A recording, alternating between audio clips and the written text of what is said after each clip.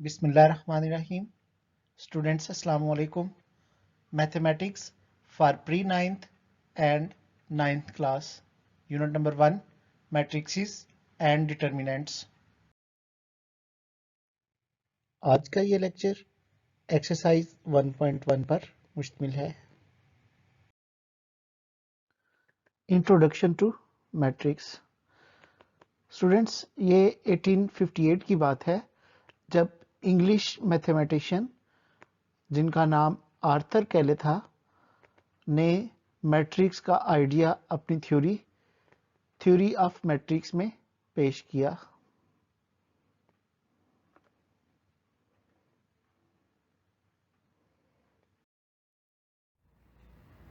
Matrix and determinants को हम किन शोबाजात में इस्तेमाल करते हैं? तो मैथमेटिक्स, फिज़िक्स, स्टैटिस्टिक्स और इलेक्ट्रॉनिक्स ऐसे शोबाजात हैं जिनमें मैट्रिक्स और डिटर्मिनेंट्स इस्तेमाल होते हैं. इसके अलावा जो ज़्यादा इस्तेमाल का शोबा है वो कंप्यूटर साइंसेज है. What is a matrix? Real numbers को एक ख़ास अरेंजमेंट से लिखना और फिर उनको स्क्वायर ब्रैकेट से क्लोज कर देना. इस तरह की फॉर्मेशन को मैट्रिक्स कहते हैं. यहाँ कुछ एग्जांपल्स दिखा रहा हूँ आपको. मैट्रिक्स इन एग्जांपल्स में से किसी भी फिगर की सूरत में हो सकती हैं. एक मैट्रिक्स के बेसिक दो कंपोनेंट्स हैं, मैट्रिक्स की रोज और मैट्रिक्स के कॉलम. किसी भी मैट्रिक्स में हॉरिजॉन्टल या स्ट्रेट लाइन वे में लिखी गई एंट्रीज उस मैट्रिक्स की रोज कहलाती हैं. इस एग्जाम्पल में 1, 2 और 0 एक रो है, जबकि 3, 5 और 4 रो 2, 2, 1 और 1 रो 3 हैं. इसी तरह मैट्रिक्स में टॉप टू बॉटम या वर्टिकल वे में लिखी गई एंट्रीज को कॉलम कहते हैं.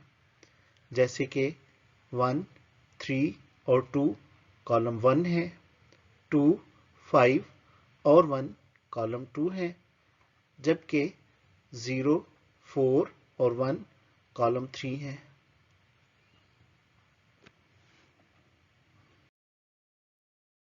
Order of matrix. किसी भी मैट्रिक्स के ऑर्डर के लिए उसकी रोस और उसके कॉलम का होना ज़रूरी है, जो उस मैट्रिक्स के ऑर्डर को स्पेसिफाई करते हैं. अगर किसी मैट्रिक्स में रोज की तादाद m और कॉलम्स की तादाद n हो तो उसके ऑर्डर को हम m बाय n लिखेंगे. फॉर एग्जांपल, हमारे पास एक मैट्रिक्स A है जिसमें 1, 1, 2, 0, 3, 2 एंट्रीज हैं. अब हम इस मैट्रिक्स का ऑर्डर फाइंड करते हैं. इस मैट्रिक्स में 1, 2, 3 रो 1, 1, 0, 2 रो 2, यानी इस मैट्रिक्स में दो रोज हैं. इसी तरह top to bottom 1, 1 column 1, 2, 0 column 2 और 3, 2 कॉलम 3 हैं, यानी दो रोज और 3 column. Number of rose of matrix A equal m, which are 2. Number of columns of matrix A equal n, which are 3. So order of matrix A equal m by n, which is 2 by 3. Equal matrix. For two matrices A and B said to be equal and written as A equal B, if and only if the order of both matrices is same, corresponding entries are equal in magnitude. Students, कोई से हमारे पास दो matrix A और B हों, अगर उनका order भी same हो और उनकी corresponding एंट्रीज भी आपस में बराबर हों तो वो दोनों मैट्रिक्स इक्वल होंगे. मसलन A 1, -4, 3, 2. जबकि B 1 -4, 2 + 1 4 -2। दो मैट्रिक्सेस हैं, दोनों का ऑर्डर 2/2 है। अगर हम बी मैट्रिक्स की एंट्रीज को सिंप्लीफाई करें तो ए और बी मैट्रिक्स की एंट्रीज भी इक्वल आती हैं। इस तरह हम कहेंगे कि these both are equal matrices as their order is same and corresponding entries are equal. Question number 1. Find the order of following matrices. Students, question number 1 जो है वो मैट्रिक्स के ऑर्डर के बारे में है। अभी हम पढ़ के आए कि ऑर्डर जो है नंबर ऑफ रोज और नंबर ऑफ कॉलम्स को स्पेसिफाई करता है।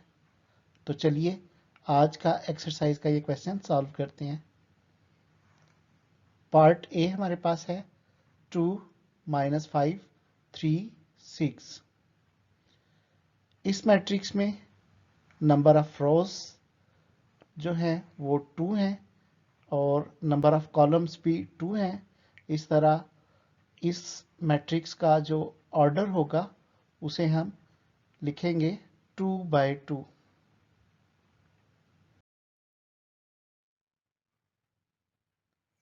पार्ट बी है 2 3 0 5। तो इस मैट्रिक्स में भी number of rose 2, number of columns 2 और इस कॉलम का भी जो ऑर्डर है वो 2/2। Part C 2 4। तो स्टूडेंट्स, मैट्रिक्स सी में एक रो और 2 कॉलम हैं। Number of rows of matrix C equal m is equal 1। इसी तरह number of columns of matrix C equal n equal 2। So matrix का ऑर्डर जो है वो होगा m/n, m की वैल्यू 1 और n की वैल्यू 2। इस तरह order of matrix C equal 1/2।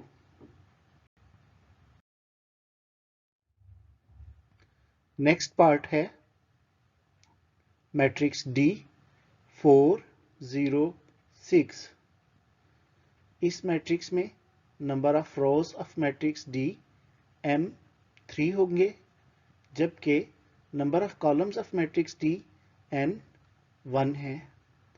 तो इस मैट्रिक्स का ऑर्डर जो है वो होगा 3/1। Matrix E equal A B C D E F। तो चलिए इसका भी देखते हैं कि ऑर्डर क्या है। Number of rows of matrix E is equal m 3। Number of columns of matrix E equal n 2। So order of matrix E equal m/n, which is 3/2.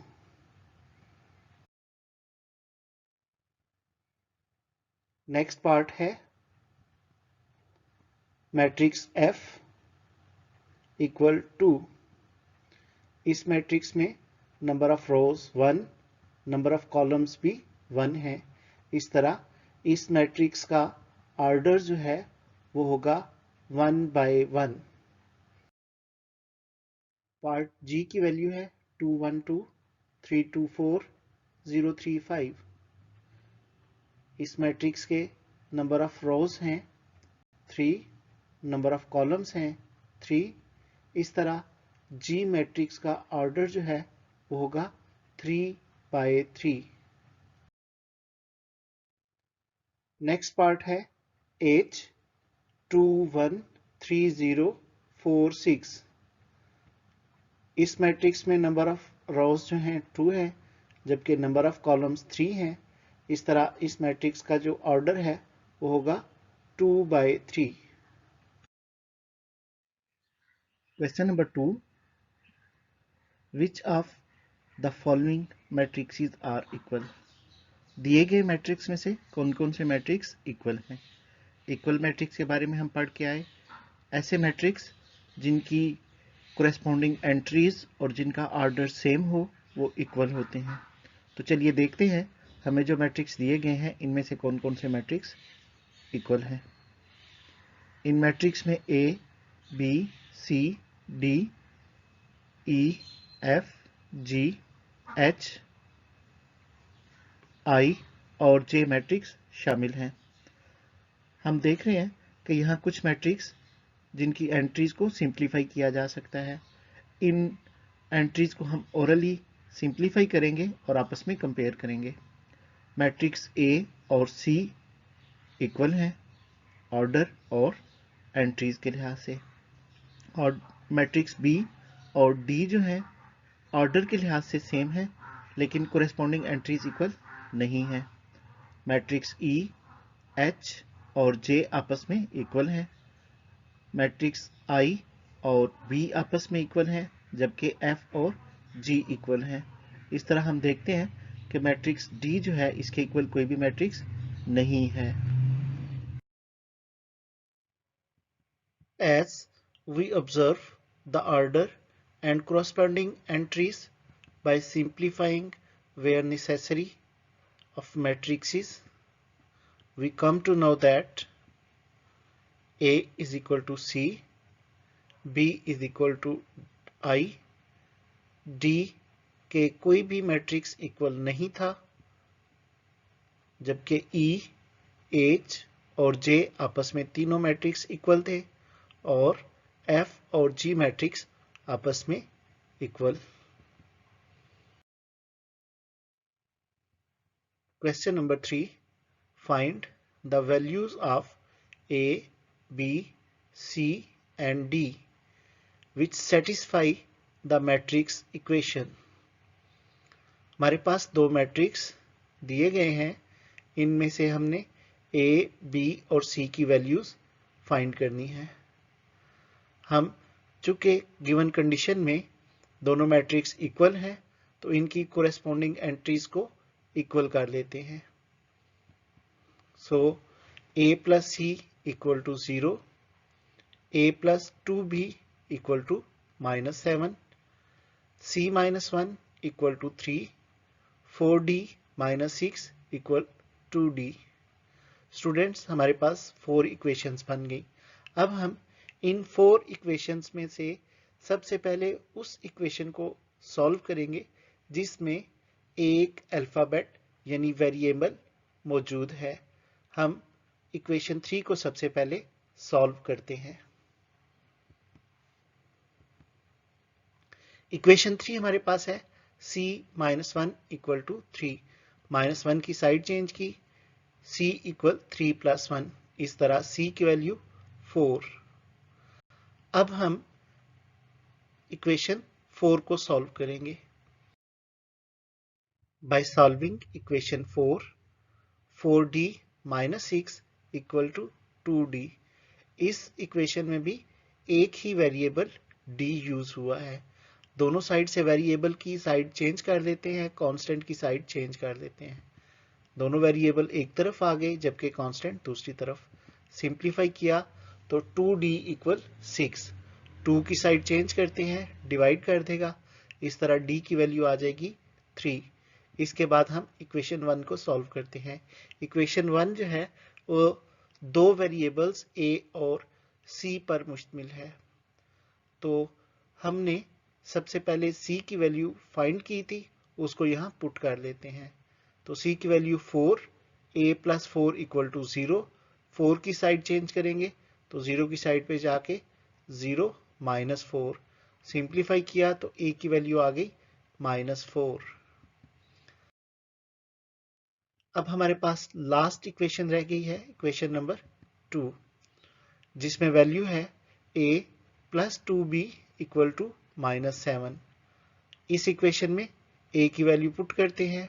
a की वैल्यू हमने फाइंड की थी -4 प्लस 2b इक्वल टू -7, -4 की side change की तो 2b equal -7 plus 4, simplify किया -3, 2 की side change की तो b equal -3/2, it means it is -1.5। इस तरह हमारे पास a, b और c, d की वैल्यूज आ गई जो हमने इस क्वेश्चन में फाइंड करनी थी। Thank you for watching. Like, subscribe and share.